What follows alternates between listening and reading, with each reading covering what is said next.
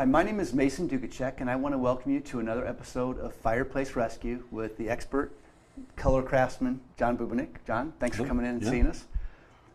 I like to invite John in to talk about problems or challenges the customers have approached him with and what type of solutions he's been able to help them discover and how he's executed them.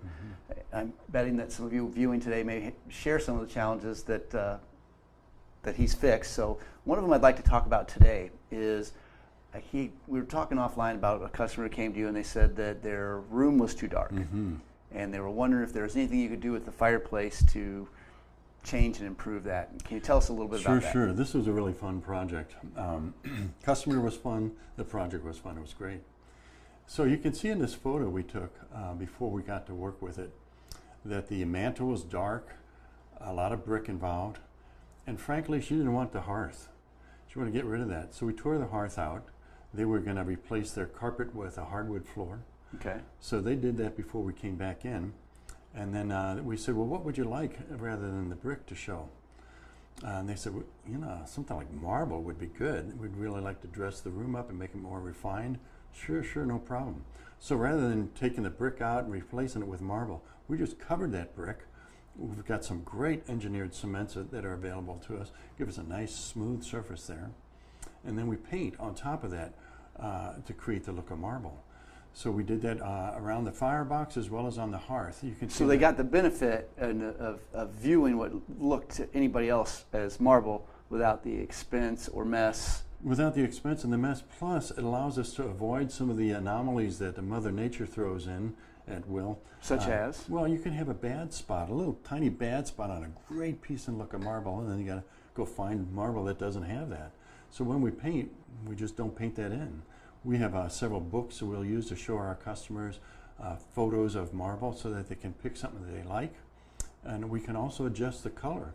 We might use color from their wall or their floor or whatever, and that's what we did in this case, pick up some of the shades from the floor to use so that we know it matches. Gotcha.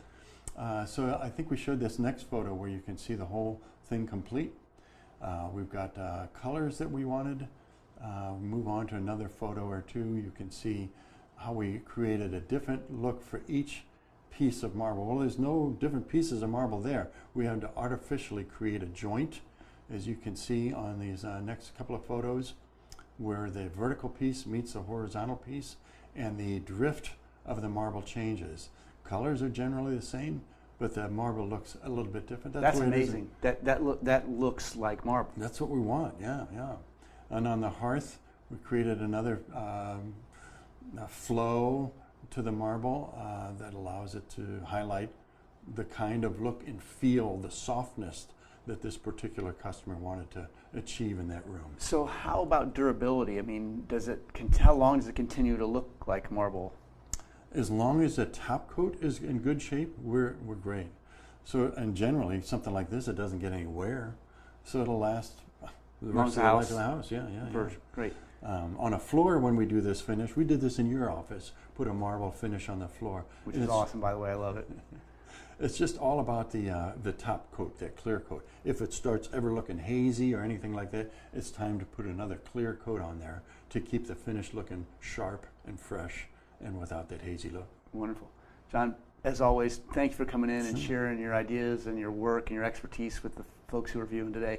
If someone wanted to reach out to you for assistance, what's the best way to reach you? They can see some of our work at colorcraftsmen.com, and that's M-E-N, not M-A-N. Okay. Or they can call me at 314-313-1495. Great. John, thank you as always for coming in. Hope you all enjoyed it. Sure.